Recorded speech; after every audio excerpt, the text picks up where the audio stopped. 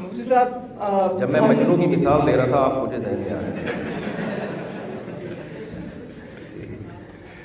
مفتی صاحب میرا سوال یہ ہے, میں اسی کے مطابق ہی سوال کر رہا ہوں مجنوں لیلا کے بارے میں. یہ ہمارے معاشرے میں نکاح بہت سخت کر دیا گیا ہے. اب ہم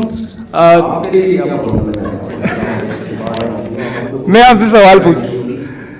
اصل میں مفتی صاحب مسئلہ یہ ہے کہ ہم لوگ بالغ ہیں اور نوجوان ہیں تو گناہ کی طرف راغب ہوتے ہیں, لیکن جب ہم اپنے گھر والوں سے کہتے ہیں کہ بھائی ہماری شادی کرا دو تو وہ کہتے ہیں آپ ابھی بہت چھوٹے ہو. اب ہم ان کو یہ کیسے بتائیں کہ بھائی ہم چھوٹے نہیں ہیں؟ اس کی کوئی ترکیب اگر آپ کے پاس ہے تو بتا دیں برائے مہربانی. دیکھیں, آپ شادی کر کے بتا دیں ہو گئی ہے, میں نے ایسا ہی کیا تھا. سر مفتی صاحب میں سوچتا ہوں اگر چھپ کے کہیں شادی کر لوں, ایسے نہ کبھی پتہ چل جائے, اتنا ماریں گے. پتہ بچہ چل جائے تو پتہ تو چلانا ہے بھائی, مار کھا لیں یار. ضرب الحبیبی زبیب, محبوب کی مار کشمش کی طرح ہوتی ہے. بیوی کی خاطر پٹیں گے آپ. جب آپ کی وائف دیکھے گی کہ میرے سے شادی کر کے یہ پٹ رہا ہے, اس کے دل میں آپ کی محبت کے کیسے جذبات پیدا ہوں گے, آپ خود سوچیں. میں آپ کو صحیح بتا دوں, آج کل والدین اس بارے میں دلچسپی نہیں لیتے, یہ دماغ سے نکال دیں. والدین کو بات سمجھانا اور اونٹ کو رکشے میں بٹھانا یہ ایک ہی جیسے کام ہے. جیسے اونٹ رکشے میں نہیں بیٹھ سکتا, کراچی میں تو بٹھا دیا تھا کسی نے اونٹ کو رکشے میں. تو والدین کو نہیں سمجھایا جا سکتا. دیکھیں, والدین کے بھی نا حقوق کی ایک حد ہے, لمٹ ہے. شریعت میں سب سے زیادہ حق اللہ کے بعد والدین کا ہے, اس میں تو دو رائے نہیں ہو سکتی. نماز آپ پڑھ رہے ہیں, ماں آپ کو بلائے تو حکم ہے کہ نماز توڑ کے جواب دو. باپ بلائے, حکم ہے نماز توڑ کے جواب دو. اتنا حق ہے. لیکن لامحدود حقوق کسی کے بھی نہیں ہوتے. ایسا نہیں ہے کہ کوئی ان حقوق کی باؤنڈری نہیں ہے اور ان کو آپ کو شریعت نے ایسا غلام بنایا کہ اب آپ کی اپنی مرضی ہو ہی نہیں سکتی.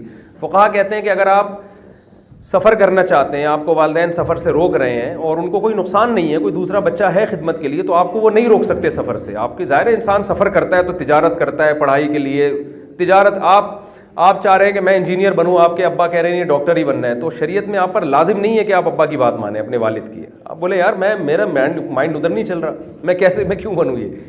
تو ان چیزوں میں والدین زبردستی نہیں کر سکتے. اسی طرح نکاح بھی انسان کا, لڑکی ہو یا لڑکا ہو, دونوں کا بنیادی حق ہے. تو اس میں والدین روک نہیں سکتے انسان کو. ہاں, فرق یہ ہے کہ لڑکی کو نکاح کرنے کے لیے تو مالی وسائل کی ضرورت نہیں ہے, اس کی ساری ذمہ داری شوہر پر ہے.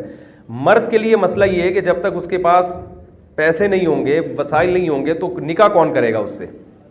تو میں یہ کہتا ہوں کہ بھائی آپ دیکھیں گورے کیا کرتے ہیں, جتنے بھی پڑھتے ہیں نا اپنی اس پہ پڑھتے ہیں.